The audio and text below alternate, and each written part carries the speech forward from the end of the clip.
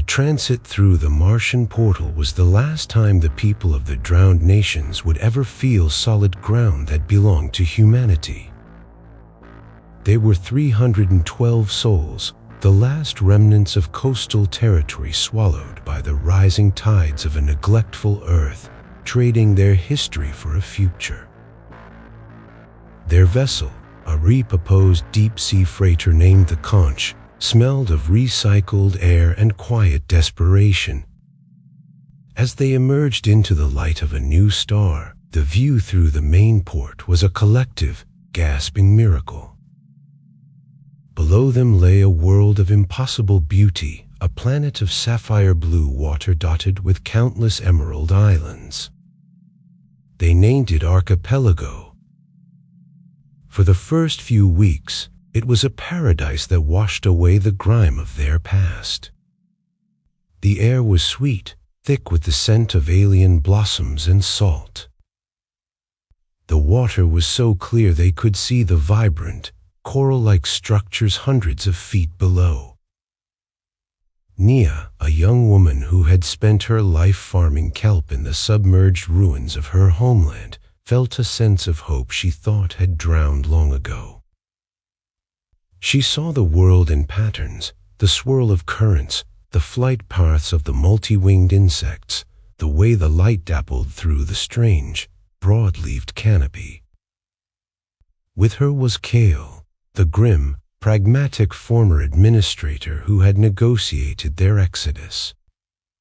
His face, etched with the lines of too many lost battles, scanned the horizon not for beauty, but for angles, resources, and threats. He saw the tall, fibrous trees as construction materials, the sheltered coves as defensible positions. The first sign that paradise had teeth was swift and absolute. A technician named Ren, a boy of 19 with a perpetual, hopeful grin, was scaling a temporary comms tower, securing a relay against the unfamiliar breeze. He paused, looking out at the endless ocean, and shouted down to his team, "You could get used to a view like this." Just then, a shadow fell over him, vast and sudden. He looked up into the silhouette of a creature with a leathery wingspan wider than their freighter. It let out a piercing shriek that vibrated in his bones, a sound that seemed to tear the air itself, and then it dove. The settlers on the ground could only watch in frozen horror.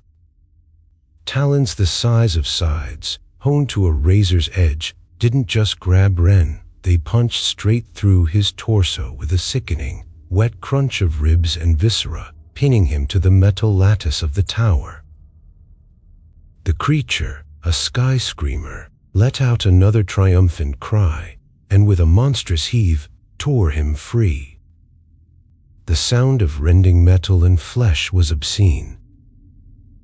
Ren's scream was cut short as he was carried aloft, a broken puppet trailing a long, glistening rope of blood and organs, becoming a smaller and smaller speck before vanishing towards the distant, jagged cliffs. The second sign came from the water, and it was a more intimate horror. A supply team was waiting in a shallow, turquoise lagoon, their laughter echoing in the quiet afternoon as they dragged a supply crate towards the shore. The water around them exploded in a frenzy of spray and scales. Creatures erupted from the surf, moving with terrifying speed, bipedal, scaled like crocodiles, with sickle-shaped claws on their feet that twitched with feral energy. Tidal stalkers. One lunged at a young man named Ben, its claw flashing out in a blur. It wasn't a slash, it was a precise, disemboweling strike that opened him from hip to hip. He collapsed into the water with a choked gasp, his own entrails coiling around him in the pristine water. Before the others could even process the horror, the stalker pinned him to the sandy bottom with one foot and began to feed, its powerful jaws ripping away chunks of his flesh. The rest of the pack descended, and the lagoon turned crimson in a chaotic frenzy of snapping teeth and tearing claws. One woman was seized by the head, her skull imploding with a sound like a melon being smashed. Another was dragged under, only his severed arm, still clutching a wrench, bobbing to the surface. 2 people made it back to the beach, catatonic and splattered with the viscera of their friends. The true scale of the planet's doom just became clear on the 10th day. From the deep ocean, a reef-back titan surfaced. It was a creature so large it defied comprehension, its back a living island of stone, coral, and ancient vegetation. Its sheer size was a terrifying reminder of their own insignificance, a fact driven home when its passage created a colossal wake. A small survey skiff, the Tern, was caught in the wave, its crew, the Miller family, laughing moments before. The wave, a moving wall of water, lifted the skiff high into the air, holding it for a suspended, silent moment before smashing it against the coastal rocks. The settlers on the shore heard the sickening crack of the hull and the brief, desperate screams of the family as they were crushed between their own vessel and the unforgiving stone. On Archipelago, death wasn't just a possibility, it was a brutal, physical certainty, and it could come from a hungry predator or the indifferent physics of a passing god. The attack shattered the dream of a peaceful new beginning. The initial settlement on the picturesque beach was now seen for what it was, a dinner plate.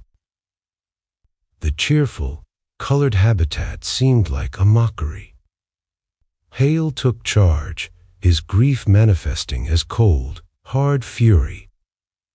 "There will be no more eulogies," he announced, his voice leaving no room for argument.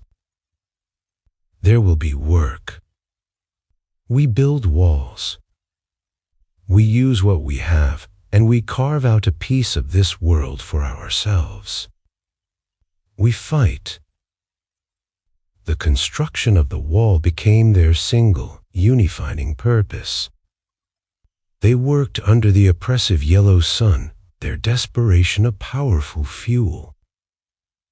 They cannibalized parts of the conch, tearing away non-essential hull plating, creating a high, formidable-looking barrier of scrap metal. The jagged edges were pointed outwards, the gates were reinforced with salvaged girders, and observation posts were manned around the clock. The wall was a testament to their defiance, a scar of human industry on the face of a pristine world. At night, huddled behind it, listening to the alien sounds of the jungle, they felt a fragile, illusory sense of safety. It kept out the smaller, scavenging creatures that crept from the jungle, and it made them feel like they had agency in their own survival. But the planet did not respect their boundaries. A technician named Jovan was on the roof of a habitat during a torrential downpour, trying to repair a solar panel that powered their water purifier. He felt secure behind the wall, shielded by their human ingenuity. He didn't even have time to scream. A sky screamer, using the storm as cover, dove from the churning clouds. Its talons, slick with rain, punched through the thin metal roof as if it were paper, and through Jovan's chest, pinning him to his own workstation. The creature shrieked, beating its massive wings against the deluge, and ripped the entire section of the roof away, taking the screaming, impaled Jovan with it. He was carried high over the settlement, a frantic, flailing figure against the dark clouds, before the creature dropped him from 1,000 feet into its nest on a distant cliff face. his mangled body would feed its young for a week. The tidal stalkers, intelligent and relentless, turned the surrounding water into a death trap. Hunger began to gnaw at the settlement. A fishing skiff, its crew driven by the cries of their children, tried to make a run from the cove at high tide. The stalkers were waiting. One leaped clear out of the water, its immense weight capsizing the boat and throwing its four occupants into the sea. The water churned as the pack moved in. One woman, her leg broken in the capsize, screamed as a stoker's head erupted from the water, its jaws clamping around her torso with a sound of snapping bone audible even from the shore. She was dragged under, leaving only a spreading cloud of red. Another man was torn in half by two stalkers fighting over the kill, his leg sinking one way, his torso pulled the other. The siege was constant, a slow, grinding attrition of terror and gore. The beach outside their walls became littered with the grisly, half-eaten remains of their friends, a grim testament to their failure. Nia, however, sought a different path. While Kale doubled down on fortification, ordering the construction of sharpened stakes and primitive catapults, she focused on observation. Her past as a farmer of the sea had taught her to see ecosystems not as a collection of individual things, but as a complex, interconnected system. From her high watchtower, she noticed things Kale's tactical mind dismissed. She saw that the vicious tidal stalkers actively avoided the reef-back titans, changing course from miles away. She saw that the smaller, fish-like creatures that swarmed around the titans were different, more placid, and that the kelp beds near the titans were not the grasping grebaritorous variant.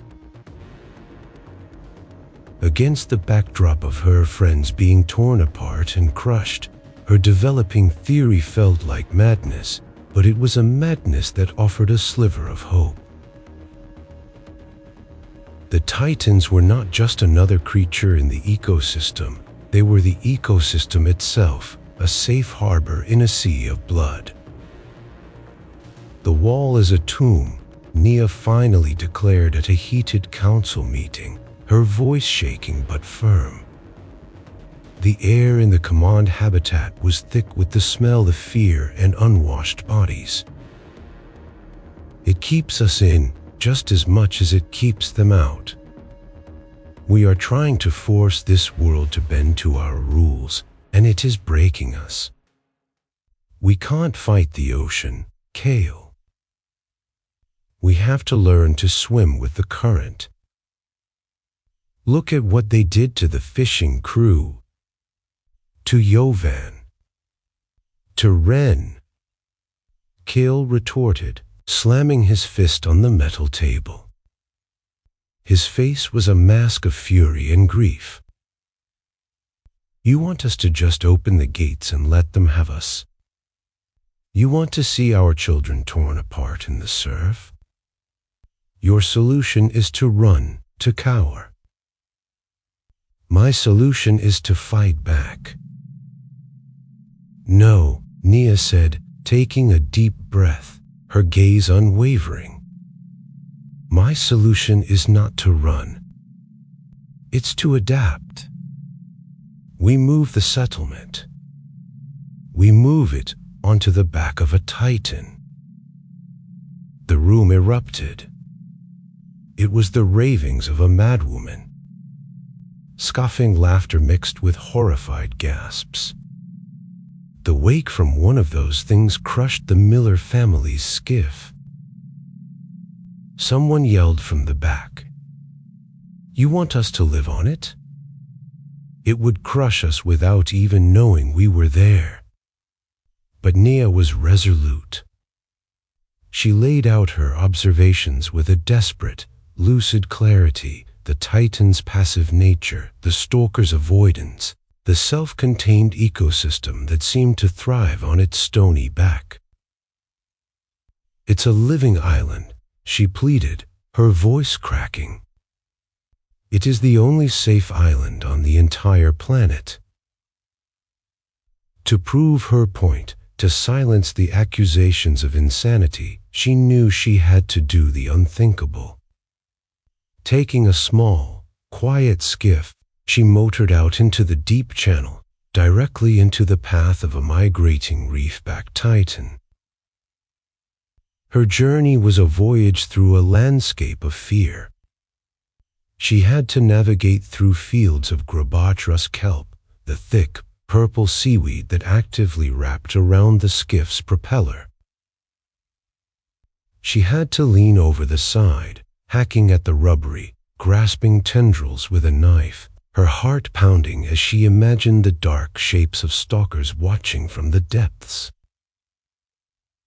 At one point, a tendril wrapped around her wrist, its grip surprisingly strong, and she had to saw it off her own skin, leaving a raw, red welt. Finally, she cut the engine, drifting towards the creature's immense, craggy flank. The scale of it was dizzying. The sound of its breathing was a low, powerful rumble that vibrated through the hull of her boat and up into her bones. Its skin was not flesh, but a landscape of rock, barnacles the size of her head, and deep fissures from which steam gently vented. With her hand trembling, she reached out and placed it upon the living mountain. It felt ancient, warm, and impossibly alive. There was no aggression, no reaction at all, other than the slow, steady movement of a continental plate. Looking up, she could see the reef on its back, a plateau of hardy, wind-swept vegetation and pools of fresh rainwater, a sanctuary held high above the carnage of the sea. It was viable. It was life. Nia's voyage became a legend, a single act of impossible courage that tipped the scales of hope against the weight of despair. Her testimony, and the sheer, unending horror of their situation, convinced nearly half of the settlers. The community split.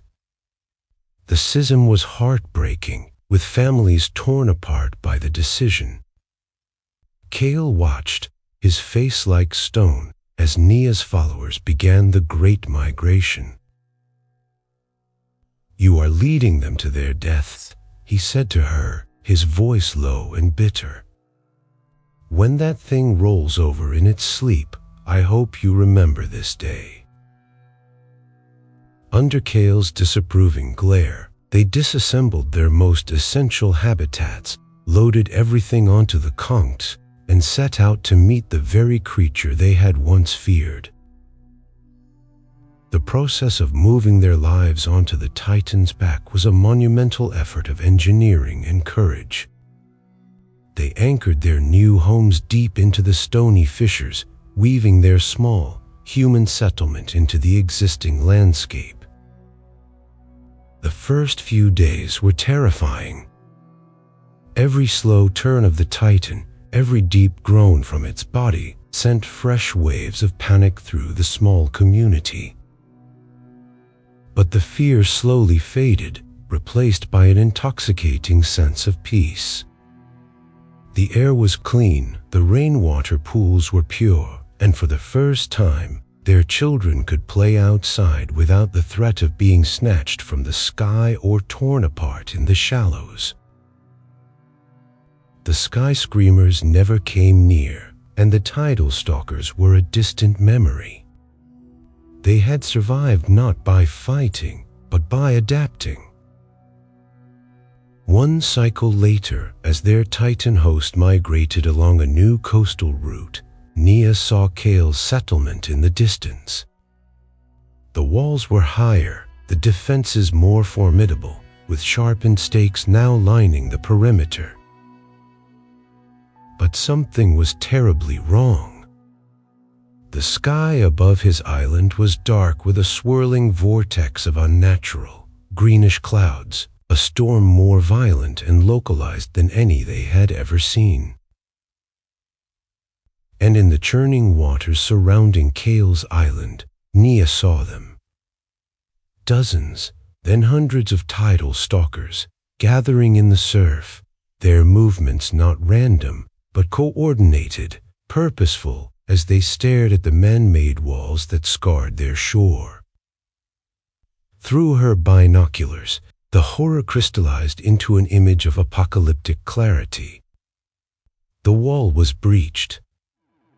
A wave, impossibly large and driven by the localized storm, had smashed a section of it inwards. Stalkers were pouring through the gap. She saw tiny figures running, screaming. She saw one of the pack hunters leap onto a fleeing person, its sickle claw rising and falling in a rhythmic, brutal butchery. She saw a sky screamer dive into the middle of the compound, not to snatch prey, but to land and begin a gory, terrestrial feeding frenzy, tearing at bodies with its huge, hook beak, tossing aside limbs like discarded scraps. It wasn't a random series of attacks. It was a purge, a coordinated, biological response. A chilling realization washed over Nira, as cold and deep as the ocean beneath her. The planet was a single, coherent organism. The reef-backed titans weren't just beasts, they were the planet's immune system's shepherds, placid and immense, maintaining a delicate balance. The tidal stalkers and sky screamers weren't monsters, they were antibodies, T-cells in a planetary body, activated to seek out and destroy anything that tried to fight the system, anything that aggressively scarred the land. By building walls, killing the local flora, and trying to dominate their island, Kale's group had declared themselves an infection. And the planet was now reacting, mustering its defenses to violently and graphically digest the disease. Nia and her people, by choosing to live in symbiosis with the Titan, had been accepted. They had become part of the natural order. Watching the slaughter, the tiny figures being ripped apart and devoured in a storm of the planet's own making, Nia understood the profound truth. The real document of no return wasn't the one they had signed on Earth. It was the choice they made here. You either became one with the planet, or it would make sure you never returned to anything, ever again.